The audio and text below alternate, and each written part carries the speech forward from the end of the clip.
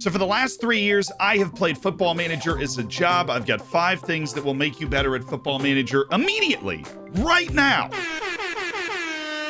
Something about like doing that feels like the in-person expression of an exclamation point, and that's what I'm trying to get across here. So I think that worked. The first one, number 1, not all potential in Football Manager is the same. When I'm talking about potential, I'm talking about when you look at your reports and you see that potential and you see it on the side. You see those 5 stars and you go, "Hooray, the FM gods, we got 5 stars up in here. Can I get an amen?"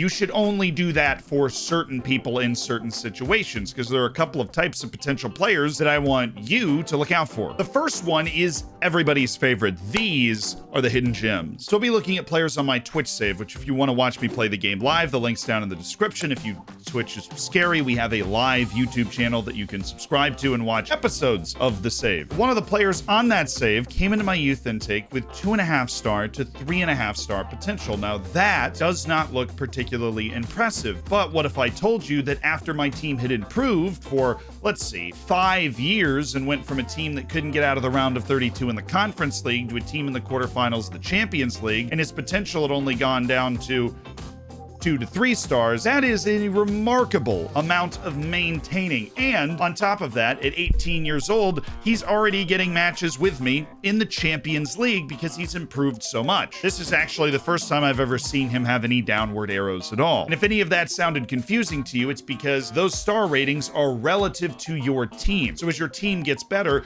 those star ratings should be going down. And this player, Christian Yildiz, should still be completely irrelevant. But because he was in my youth team and I just saw him continuously improving, because, well, honestly, we've got amazing facilities. But if you want to watch a video about youth development, it's up there. I won't waste your time here. He seized the opportunity and was a player that ended up having a lot more potential to be impactful and successful than his initial potential would indicate. And a lot of players through my youth intake or that I was developing that had higher listed potential that actually ended up being worse, right? We had the 5 stars at the beginning and then it ended up being worse and it didn't matter. And those are flops. Where Christian Yildiz squeezed absolutely every ounce out of his potential, and honestly, the initial potential was wrong. There are people that have 5-star potential that are just not going to reach it. They have a terrible personality, or their current ability is so far away from their potential ability that even with great facilities and playing time, they're not going to get there. And even then, sometimes they just get it wrong. With both of these people, trust your eyes. Don't sign somebody when it's entirely dependent on their potential. If you do, make sure it's something you can totally afford and you can survive as a club and financially and whatever else if they don't actually come good on that potential. And the older they are, the more current ability they need to have to come good on that potential. Because you only have so long to develop. Say from 15 to 24 years old, the vast majority of your development's going to take place. If somebody is still bad at 19,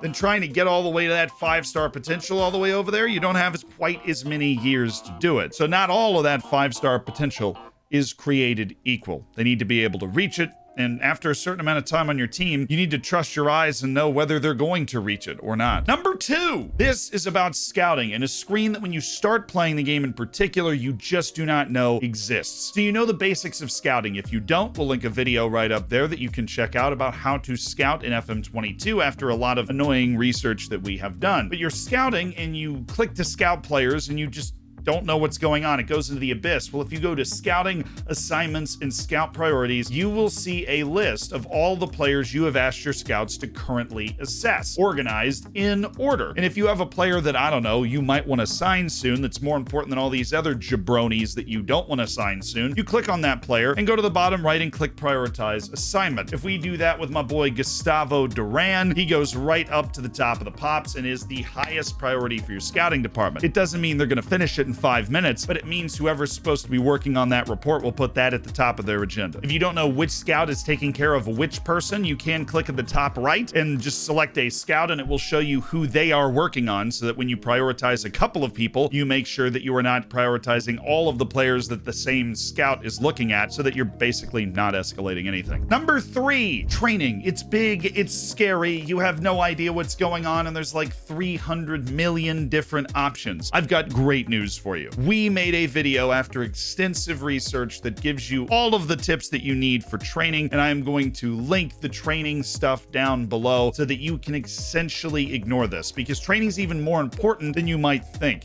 Not only does it control your development and maintenance of player attributes, it actually controls how prepared you are for a game, because there are a bunch of different sections of training that will actually boost players' attributes going into the next game. And the training regime we've set up gives you those boosts for almost every game that you are going to be playing throughout the season, which obviously can make a huge difference when your attributes are just slightly better going up against another team. But since I don't want to just toss you to a collection of videos to learn about stuff, the single most important thing for training is not actually in that schedule at all. Every single player you have should be training a position. I'm not talking about this where it says striker, center, playing position. That's not actually working on any individual training in that spot. You want to train an actual position, likely just the position you want them to play in your tactic, and they will develop more and they will maintain their attributes more. That is just a verifiable fact from our research on training. For whatever reason, that puts them in all the extra training stuff for that particular position. The other thing does not. So make sure every one of your players, senior and youth teams, is training a specific position so they can develop and maintain their attributes better. Number 4, a very overwhelming part of the game can be scouting and preparing for your next opponent. If you are at a club that has data analysts, which is most of you, you'll be able to use the data hub. And if you can use the data hub, you can go to a screen that I just don't see a lot of people use. That's the next opponent screen. And if you go there, it will give you a complete, organized, and brief rundown of what to expect from the other team you are preparing to play against. From a summary that will tell you whether you should expect to blow them out, whether you should expect to get blown out, or somewhere in the middle, like our game against Rapid Vienna is a close contest between two very evenly matched teams. That's what we have to look forward to. They're expected playing style, their expected mentality, their expected starting lineup, complete with entire player roles for every single position. And you can also go through their key findings, like looking at their team attacking to see their pass completion, cross completion, and all of this stuff is relative to the Admiral Bundesliga average. So you can see the fact that they create and score a lot more goals per game, they don't get as many shots on target, or the fact that they're a tremendous dribbling team, so you might not want to tell your team to get stuck in so that they can skip by you more easily. In a game that can overwhelm you with information, this is a simple way to start assessing how to play against your opponent and try to make your team better, or at least understand who you're going up against, both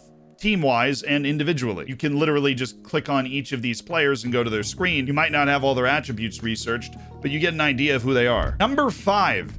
Don't mess with your dynamics. You can never go to the next opponent's screen. You can use basic preset tactics. You can do everything basically. And if you have fantastic dynamics, which if you go to dynamics, that's team cohesion, club atmosphere, and leadership support, their support of you, then you are going to win a lot more matches than you'd probably think, because team cohesion isn't just for show. This elevates your player positioning, vision, and reactions to events unfolding. Your atmosphere affects how they react to situations, and to you, the higher your leadership support is, the more they're going to react positively to your team talks and generally be in a better mood. And unless you're Zlatan Ibrahimovic, being in a better mood makes you play better. And also in the dynamics section, you'll see the subscribe button, which boosts the dynamics of this channel. Thank you. How can you maintain an excellent club atmosphere? Every week you get a training report. If somebody completes training at a 7.75 or above, praise them. If they train below a 6.5, at or below a 6.45, criticize them. Do not criticize them 3 times in a row, but other than that, there will not be an adverse reaction to this, except in very rare circumstances where the player actually doesn't like you very much, so they won't respond well to you saying it to them. This is a free boost to your club atmosphere. Your leadership support and your team cohesion grow over time as you continue to win. Your team cohesion goes down if you sell a lot of players or sign a lot of new players. That makes a lot of sense. There are a couple of other things you can do though. Avoid promises that you cannot keep. You cannot guarantee you will keep, like improve attackers, improve midfielders. Those are difficult things to keep. Sign a friend. That's a difficult promise to keep. You can make promises like I will improve your playing time. We will win the Champions League in the next 5 years, because those are very straightforward. You know what you need to do to accomplish those. But monitor your squad's playing time. That's the #1 reason players get mad. And there is a view for this. If you go to squad and you drop down to playing time, it will show you their agreed playing time and their actual playing time. So you can spot players that might get mad, like perhaps Alex Nazareno's going to get mad, but right now he doesn't have a strong opinion about his playing time, so I guess he's just not a really moody guy. But issues will pop up here before they actually end up in your office complaining about the playing time, in which case that can start to enter the issues section. Keep your team happy. Keep your players happy. Good things happen. And you win more matches in Football Manager, which is overall the goal of this video. If you want to keep it rolling, just learning and beaming FM information into your brain, I don't make a lot of these tips videos anymore, but I did at one point make a 50 tips in 10 minutes video. If you want to watch me struggle to fit all that in there, it is, well, right there. I already pointed at it. So check it out and I'll see you on stream.